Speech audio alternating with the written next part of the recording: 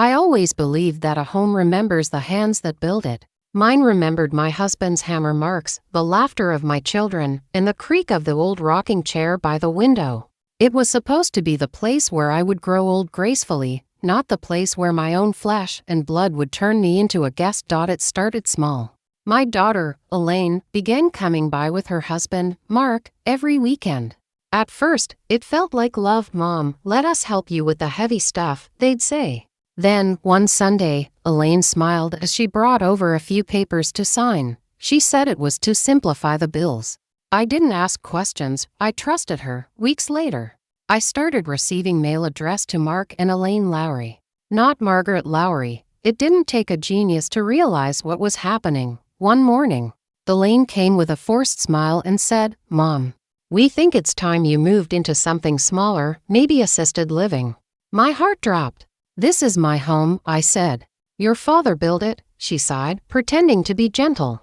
"Mom, we just want you to be safe. You can't live alone anymore." By Thursday, my name was gone from the property. They moved me out like old furniture. I spent the next 3 months in a dull apartment complex for seniors, beige walls, recycled air, and the smell of disinfectant instead of cinnamon bread. No garden, no laughter, just silence. The nights were the hardest. I'd wake up thinking I was still in my home, then realize it was gone. But grief has a way of turning into fire. And mine started to burn quietly. The spark came the day I found an envelope slipped under my apartment door. It wasn't a bill. It was a property reassessment notice addressed to Margaret Lowry, beneficiary of transfer on death deed. I blinked twice. Beneficiary. Transfer on death deed. I read it again.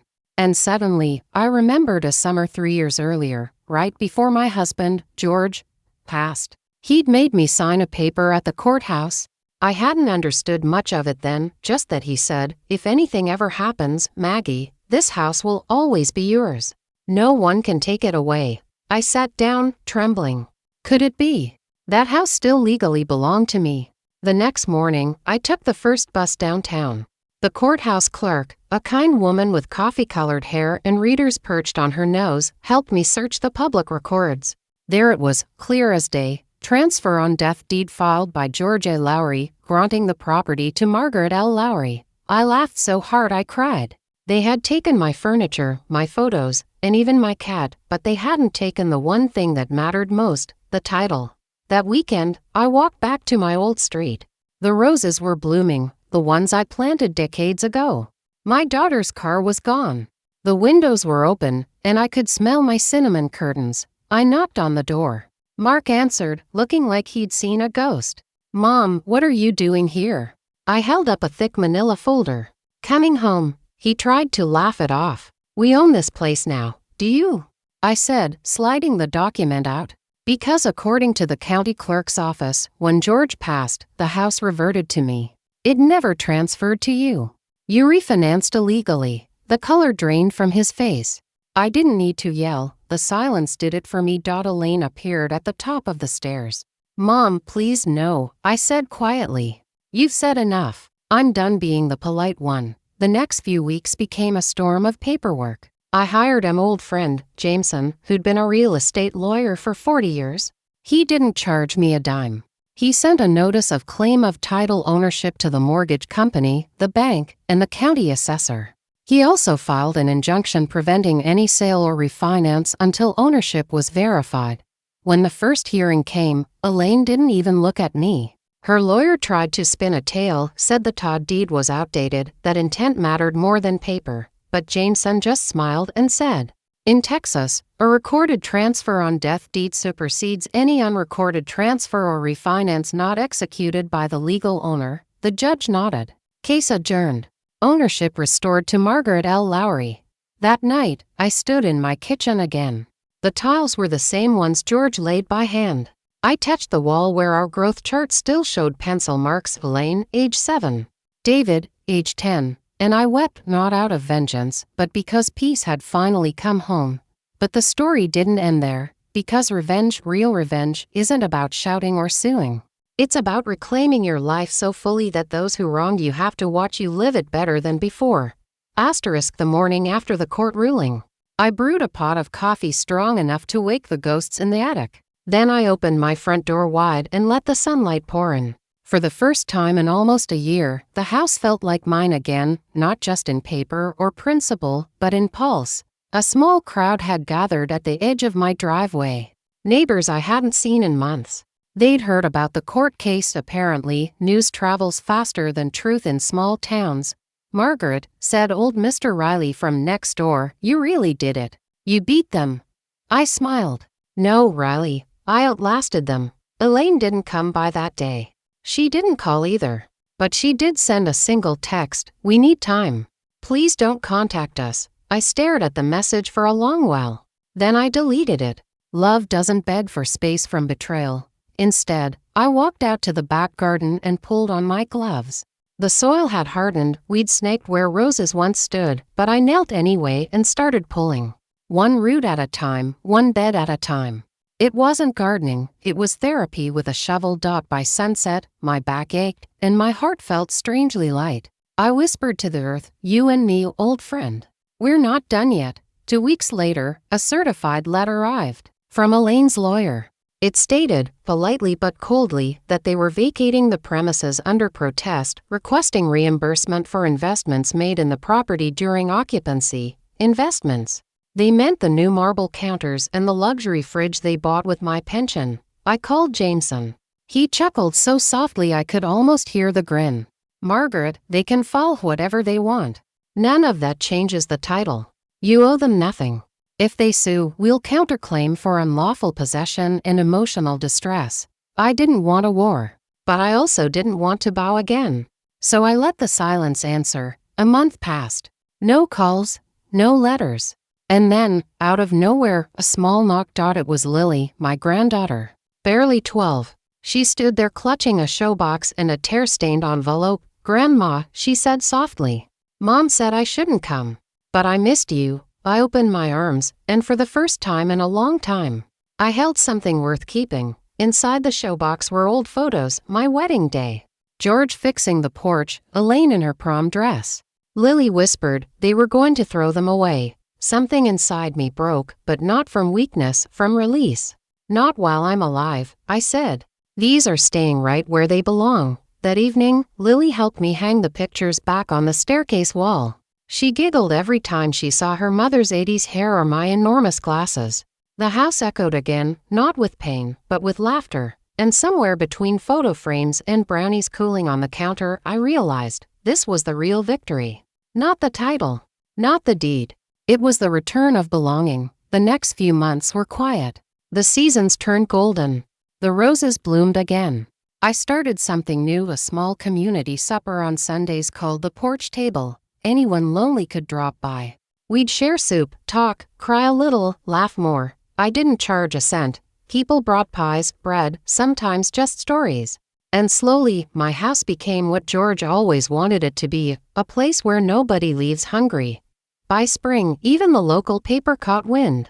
A young journalist came by, notebook in hand, nervous as a colt. "Mrs. Lowry," he said, "is this your way of forgiving your family?" I thought for a long moment before answering. Forgiveness isn't about saying they were right. It's about deciding they don't get to rent space in your heart anymore. He nodded, wrote it down. The next week, the story ran. Local grandma turns betrayal into belonging, a Sunday table that feeds the soul. It went viral. People started calling from nearby towns asking if they could visit. And they did. Every Sunday, we filled that table, widows, kids, delivery drivers, even strangers passing through. Everyone left with a smile and a piece of leftover pie. It happened on a Friday morning. The doorbell rang while I was stirring the soup pot. When I opened the door, Elaine was standing there. She looked different. Her hair, usually perfect, was tied back in a shaky bun. Her eyes, once sharp enough to slice, now looked lost. And beside her stood Lily, holding a small suitcase. "Mom," Elaine began, her voice trembling.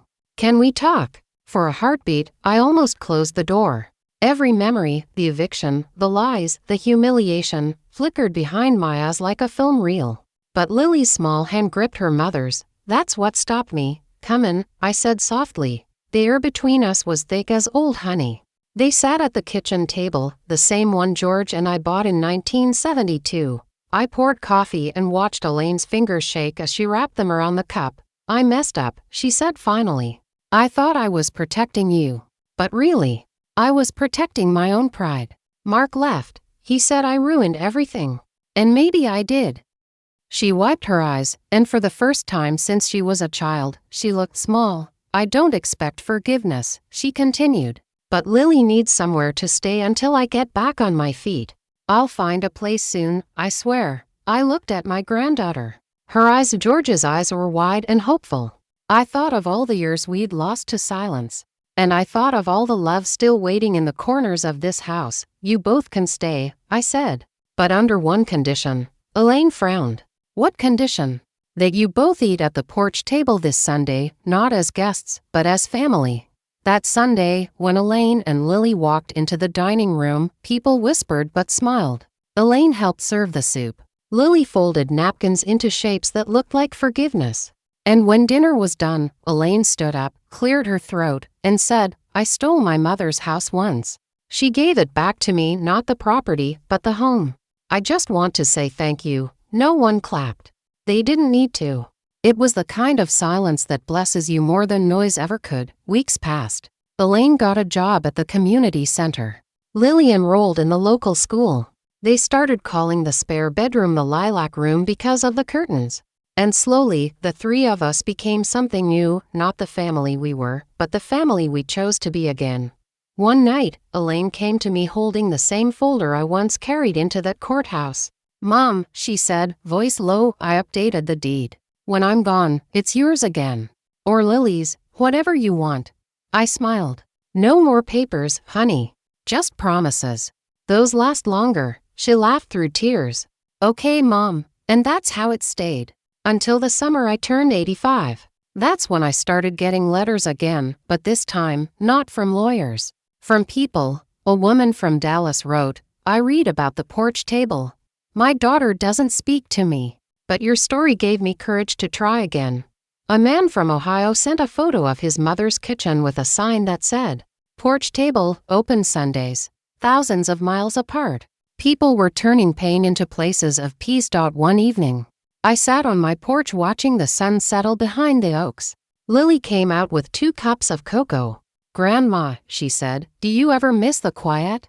I smiled. "Sometimes. But peace doesn't always mean silence. Sometimes it sounds like soup simmering, laughter through walls, and someone saying sorry." She leaned on my shoulder.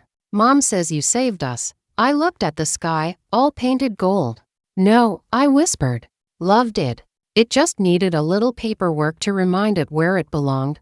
Years later, after I was gone, the local news ran a short piece titled, "The House That Forgave."